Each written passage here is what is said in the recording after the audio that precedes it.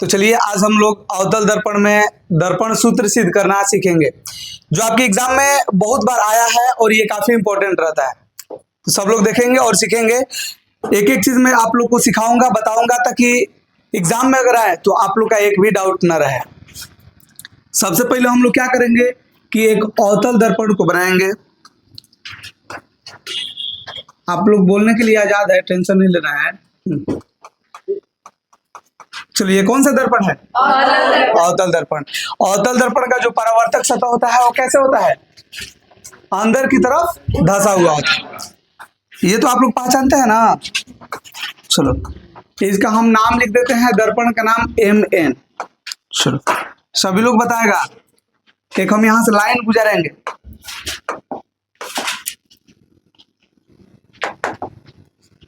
चलो, इस लाइन का नाम क्या है? प्रधान अक्ष। बहुत बढ़िया। यहाँ पर बताओ क्या रहता है? पी को क्या बोलते हैं? यहाँ पर हम एक बिंदु लेंगे, इसका नाम क्या है? बहुत बढ़िया। ये बताओ क्या है? वक्रता केंद्र। क्लियर है ना? चलो, एक हम यहाँ पर वस्तु रख रहे हैं। यहाँ पर एक क्या रख रहे हैं? वस्तु। वस्तु बताइएगा किसके किसके बीच में है?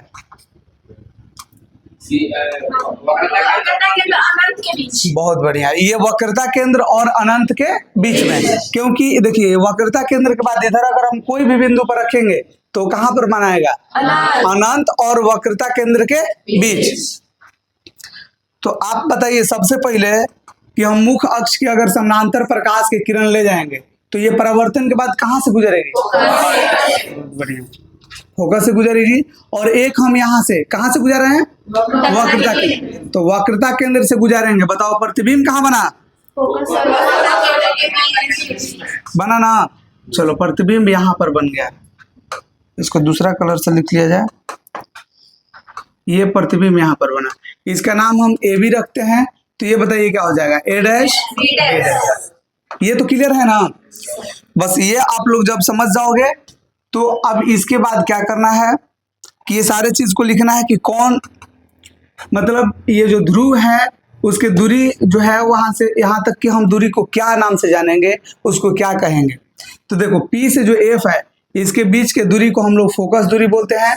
और इसको क्या से सूचित करते हैं? छोटका F से ना।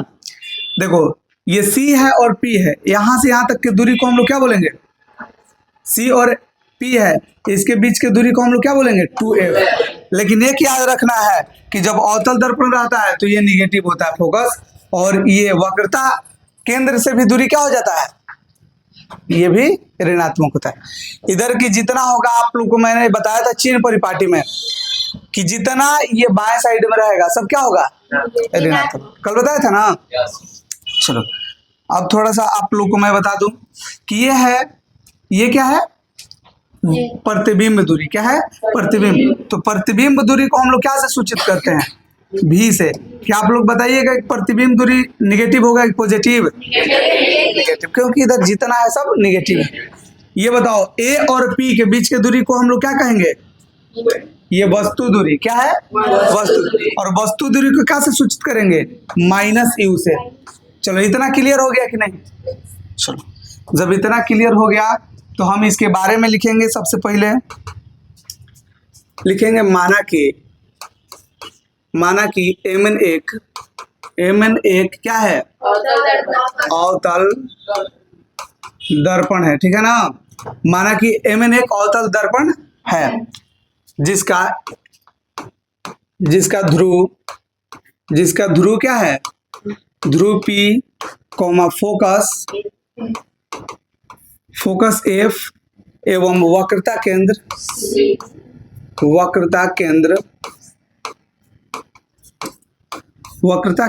C है। एक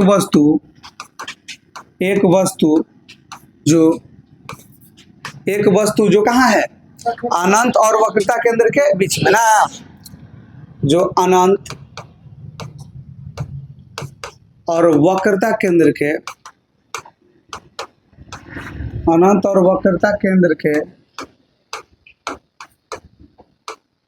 बीच स्थित है का प्रतिबिंब जो बताओ तो कहाँ बन रहा है? हाँ, प्रतिबिंब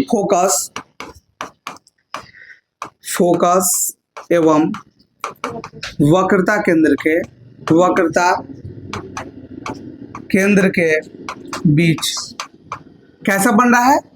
उल्टा और वास्तविक वस्तु से छोटा। तो हम लोग लिखेंगे केंद्र के बीच वास्तविक प्रतिबिंब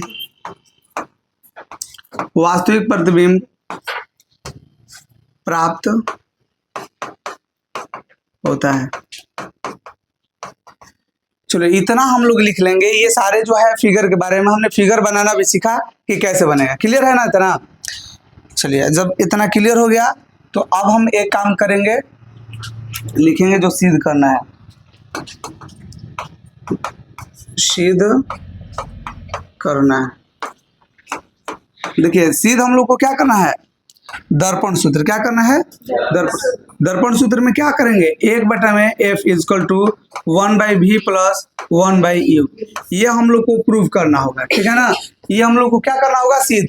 और ऐसे भी इसको आप याद कर लीजिए क्योंकि ऑब्जेक्टिव में ये ज्यादा चांस रहता है आने का, ठीक है? पूछ लेगा कि दर्पण सूत्र निम्नलिखित में से क्या होता है, और ये इधर उधर रिप्लेस कर देता है, नहीं तो साइन बदल देता है, ठीक है?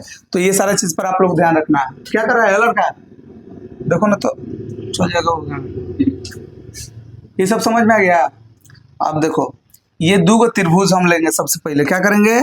2 त्रिभुज रखेंगे। ये वाला पहले त्रिभुज देखो, समझ में आया? फिर ये दूसरा का त्रिभुज। ये दोनों त्रिभुज में हम लोग तुलना करेंगे और तुलना करके इसको समरूप करेंगे। क्या करेंगे? समरूप। चलो, तो इतना ये जानने के बाद इसको हम ऊपर भेज रहे हैं, लेकिन फोटो तो नीचे रखना पड़ेगा।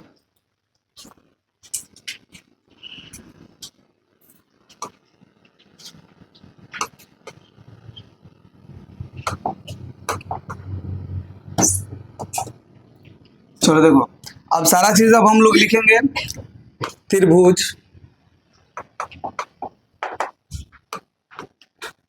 कौन कौन त्रिभुज में बोलिए तो? एक ABC में और A', B' में, है ना? चलो,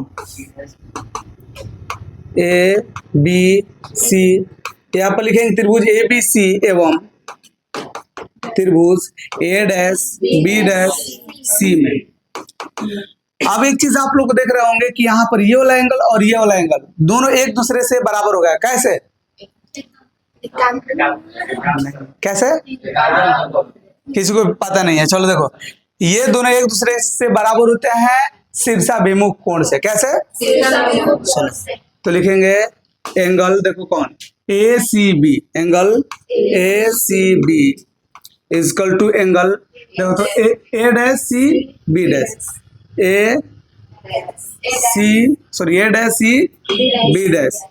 ये कैसे होंगे? एकांतर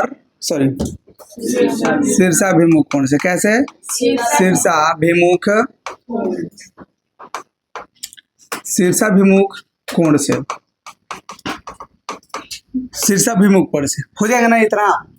अब हम लोग क्या करेंगे कि यहाँ पर देखेंगे कि ये 90 डिग्री पे है और यहाँ पर भी 90 डिग्री है, नहीं है? तो दो angle BAC equal to angle B'AC, ये क्या हो जाएगा? तो जी लिख देंगे, यहाँ पर C' होना चाहिए, सॉरी। देखिए B', A', C होगा ना? B', A', C, ये क्या हो जाएगा? प्रत्येक 90 डिग्री। ये दोनों 90 डिग्री पे होगा क्योंकि वस्तु जो रखेंगे वो मुख्य अक्ष के क्या होता है? लंबवत होता है। इतना समझ में आ गया? इसलिए त्रिभुज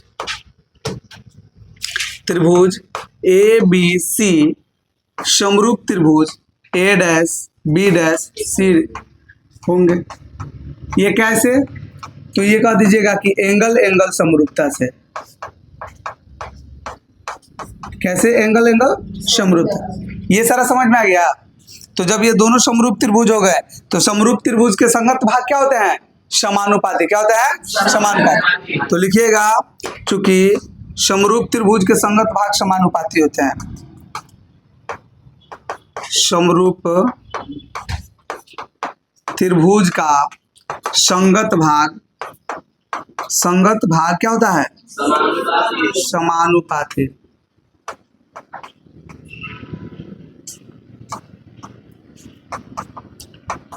समरूप त्रिभुज का संगत भाग क्या होता है? समानुपाती होता है। तो जब समानुपाती होता है तो चलो देख लो कि कौन कौन भाग समानुपाती होगा। तो इसमें ये जो वस्तु की ऊंचाई है वो प्रतिबिंब के समानुपाती होगा, मतलब ए बी और बाटा में ए बी लिखेंगे, ए बी बटा में A dash B dash equal to, इसमें देखिए आधार लिखेंगे। आधार बोलिए क्या है त्रिभुज के लिए? ए बी सी के लिए आधार हम लोग क्या रखेंगे? ए सी। तो ये हो जाएगा ए सी और बाटा में देखिए ये क्या हो जाएगा? ए डैश सी। तो ये हो जाएगा ए डैश सी। ये समीकरण 1 हो गया। अब इसी प्रकार देखिए ये वाला त्रिभुज और ये वाला त्रिभुज दोनों को सेम टू सेम ऐसे ही हम लोग क्या करेंगे? समरूप करेंगे। तो अब पूरा उस समय भी अब उसको इतना नियम कानून से नहीं सिद्ध कर प्रूव करना है, डायरेक्ट हम लिख देंगे इसी प्रकार त्रिभुज ए डैश बी डैश एफ। और यहाँ पर देखिए जिस बिंदु पर मिल रहा है इस बिंदु का नाम कुछ हम रख लेंगे, जिसे क्यू रख लेंगे। तो ये दोनों त्रिभुज क्या होंगे? समरूप हो जाएंगे।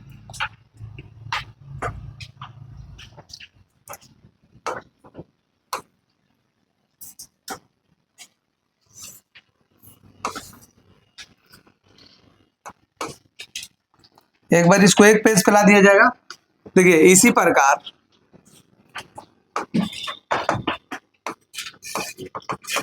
प्रकार त्रिभुज बोलिए कौन कौन? ए डैश बी डैश एफ। इसी प्रकार त्रिभुज ए डैश बी डैश एफ एवं बोलिए ये वाला त्रिभुज का नाम पी क्यू एफ ना, पी क्यू एफ भी समरूप होंगे। इसी प्रकार से जैसे ये वाला एंगल बराबर हो जाएगा और यहाँ पर 90 डिग्री और ये भी लगभग 90 डिग्री ही होता है, ठीक है ना। तो ये भी दोनों कौन कौन वाला? ये वाला चलो देख लो, ये ए डैश बी डैश एफ ये त्रिभुज हुआ ना जिसमें हमने लाइन खींचा है। तो जब इसको देखा जाएगा तो ये जो प्रतिबिंब बना है कितना डिग्री पे है? 90 डिग्री। यहाँ पर भी लगभग 90 डिग्री ही रहेगा, ठीक है ना, क्योंकि हम यहाँ से लंब खींचेंगे तो ये ज्यादा ध्रुव से ज्यादा दूर नहीं होगा, जिसके कारण हम इसको क्या मानेंगे? 90 डिग्री। अब क्लियर है? तो एक एंगल तो बराबर हमने कर दिया और देखो ये शीर्षाभिमुख से क्या हो जाएगा? ये भी बराबर, जिसके कारण जिसपे हमने व्हाइट कलर का लाइन खींचा है तो भी क्या हो जाएगा? एक दूसरे के समरूप। तो जब समरूप हो जाएगा तो इसमें भी वही नियम लगेगा। कौन सा? कि इसका शीर्ष लंब और इसका शीर्ष लंब, मतलब इसका लंब और इसका लंब दोनों एक दूसरे क्या हो जाएंगे? समानुपाती। मतलब पी क्यू बाटा में A dash B dash equal to, इसका आधार बताओ क्या है? P F. क्या है? P F. इसका ए डैश एफ। तो हम लिखेंगे पी एफ बाटा में ए डैश एफ। ये आप लोग समझ चुके हैं ये समीकरण।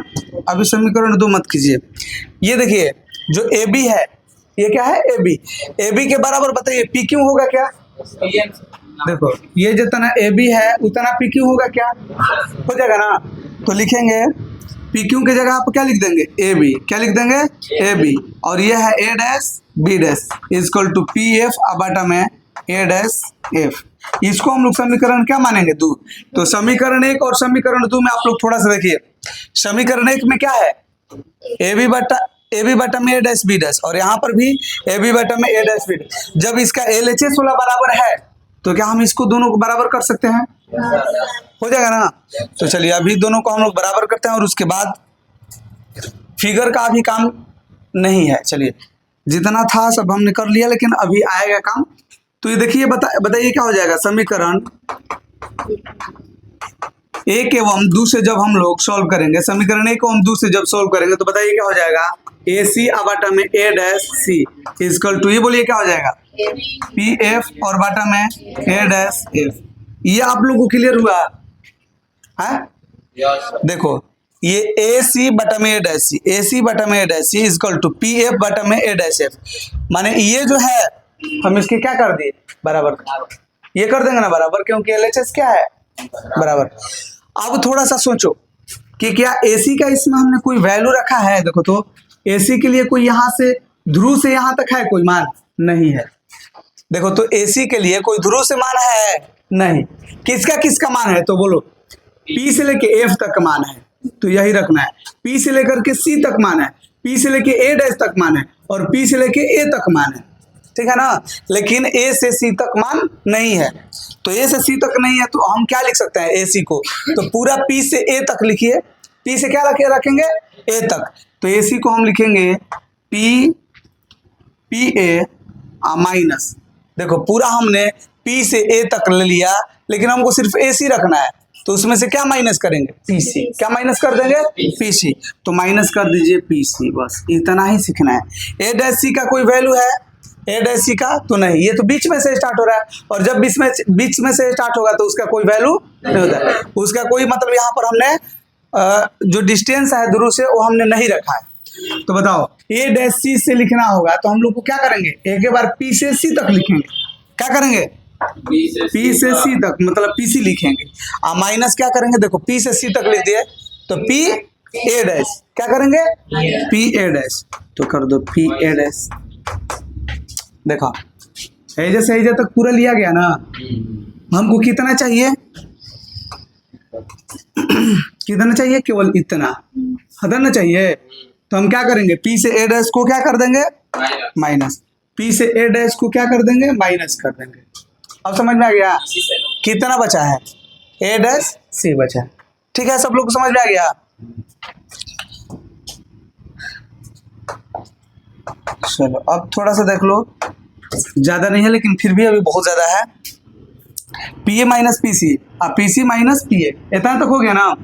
अब देखो क्या करेंगे, पी एफ का देखो तो वैल्यू क्या है, पी एफ का तो है डायरेक्ट ना, और देखो ए डैश एफ का कोई वैल्यू है क्या, ए डैश एफ का नहीं, तो क्या लिखेंगे P A dash minus P F, तो लिखेंगे P A dash minus P F. चलो अब यहाँ पर इसको सॉल्व किया जाए, ये सब समझ में आ गया है। इसका वैल्यू अब सिर्फ रखेंगे, देखो पी ए का मान क्या है, देखो तो पी से ए तक क्या रखे हैं माइनस यू, तो यहाँ पर रख दो माइनस यू, फिर ये माइनस है यहाँ पर तो माइनस लिखेंगे। पीसी का मान बताइएगा, पीसी का मान कितना है माइनस टू एफ, कितना है माइनस टू एफ, तो जब दो साइन आएगा तो क्या करेंगे, क्लियर है, अंटी मत करो, तो नामों रख देंगे। देखो पीसी है, पीसी का नाम बोलो, पीसी का नाम क्या है माइनस टू एफ, क्लियर है, माइनस है तो माइनस लिखेंगे। अब देखो पी ए डैश ये क्या है प्रतिबिंब दूरी, और इसको क्या कहेंगे माइनस भी, क्या कहेंगे माइनस भी इजकल टू, बोलो पी एफ का मान क्या है पी एफ, तो ये पी से एफ तक देखो क्या है माइनस एफ। अब बॉटम में अब देखो पी ए डैश है, और पी ए डैश के लिए हम लोग क्या लिखेंगे माइनस भी, और उसके बाद माइनस पी एफ है तो माइनस इंटू माइनस एफ। इतना सारा चीज समझ में आ गया है, जब आ गया है तो अब इसको हटा दे रहे हैं, अब इसका उतना काम नहीं है। चलो ये समझ में आ गया सब, चलो अब इसको क्रॉस मल्टीपल करना है, लेकिन उससे पहले हम लोग को ये काम करना होगा कि ये साइन वाला को सबसे पहले हम लोग इसको सॉल्व कर ले रहे हैं, इसको सुलझा दे रहे हैं। देखो माइनस यू और ये minus minus plus two F बाटा में माइनस टू एफ और प्लस भी इजकल टू माइनस एफ बाटा में माइनस भी प्लस एफ। ये समझ में आया। अब तिरछा तिरछी हम गुना करेंगे, क्या करेंगे तिरछा तिरछी गुना। तो ध्यान से देखना, माइनस को माइनस से गुना करेंगे प्लस, यू को भी से गुना करेंगे यू भी। समझ में आ गया कि ना। अब देखो ये एफ को भी तो इससे गुना करना होगा, तो कितना हो जाएगा माइनस, तो plus minus minus U F. Clear है। तो ये दोनों को हमने गुना कर दिया। अब ये एफ वाला से इसमें गुना करो, प्लस माइनस माइनस दो एफ भी, कितना हो जाएगा टू एफ भी। अब फिर इसको गुना करेंगे एफ से, तो प्लस एफ स्क्वायर, सॉरी एक जगह गलती हो गया, क्या हो जाएगा two F square. Equal to square सब आएगा। एफ को एफ से गुना करेंगे तो एफ स्क्वायर हो जाएगा। ठीक है, चलो नींद लग रहा है क्या तुमको? हाँ, तो देखो एफ को एफ से गुना करेंगे क्या आएगा? चलो माइनस माइनस क्या हो जाएगा? प्लस। 2f को f से गुना करेंगे 2f स्क्वायर। क्लियर है? प्लस माइनस क्या हो जाएगा? माइनस। v को f से गुना करेंगे। अब थोड़ा सा देखो, इसको हम इधर कर दे रहे हैं, दो पार्ट में इसको लाएंगे स्क्रीन पे ताकि आप लोग लिख भी सको और जिसको स्क्रीनशॉट लेना हो ले लगे।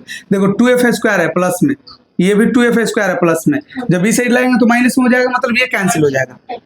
एक चीज तो सब समझ में आ गया। अब देखो तो VF है, इधर कोई कटने वाला है, VF चाहे V, दोनों तो बातें क्या है, समझ में आ रहा है? देखो VF चाहे V, दोनों बात क्या है? एक है। तो इसको जब हम उस साइड लेके जाएंगे तो इन्हें क्या बचेगा बोलो? UV माइनस UF, और ये पूरा सब इसी साइड लिख लिया जाएगा। 2VF लिख लीजिए, दिक्कत है? VF, और ये माइनस में है तो प्लस में हो जाएगा VF, बराबर में क्या बचेगा? 0। अब देखो 2 को VF है, को VF घटेगा तो कितना बचेगा? को VF, तो ये हो गया UV minus UF minus VF बराबर में 0। एक यहाँ पर एक्स्ट्रा काम करना रहता है, और वो काम बता दे क्या है? UVF से डिवाइड करना है। क्या करना है? UVF से डिवाइड। लिखेंगे UVF से भाग देने पर, UVF से बच्चों भाग देंगे तो अब देख लो लास्ट अब हम लिखवा रहे हैं, ये क्या है? UV, बाटा में लिखेंगे UVF। क्लियर है? अब देखो ये क्या है? माइनस UF, भागा क्या करेंगे? UVF माइनस VF, बाटा क्या करेंगे? UVF बराबर में 0। देखो अब ये आंसर आ गया है। U से U क्या हो गया? V से V कैंसिल, U से U कैंसिल, F से F कैंसिल, V से V कैंसिल और F से F कैंसिल। अब देखो तो इस साइड ऊपर में क्या बचा है? 1, नीचे क्या बचा है? F इजकल टू डायरेक्ट अब लिखवा रहा है। ठीक है ना? कहाँ भी बचा है तो टेंशन मत, उसको मुंह साइड भेजना है। ठीक है ना? ये माइनस में उस साइड जाएगा तो क्या हो जाएगा? प्लस में। क्योंकि जब शुरू में हम लिख रहे हैं तो प्लस नहीं लिखेंगे। ऊपर बताओ क्या बचा है? 1। अब बाटा में, अब ये भी माइनस में उस साइड जाएगा तो प्लस, ऊपर क्या बचा है? 1, नीचे क्या बचा है? U। इसी को हम लोग क्या बोलते हैं बच्चों? दर्पण सूत्र, और ये प्रूव हो चुका है। चलो सब आप एक बार ऊपर से हम एक बार कर रहे हैं।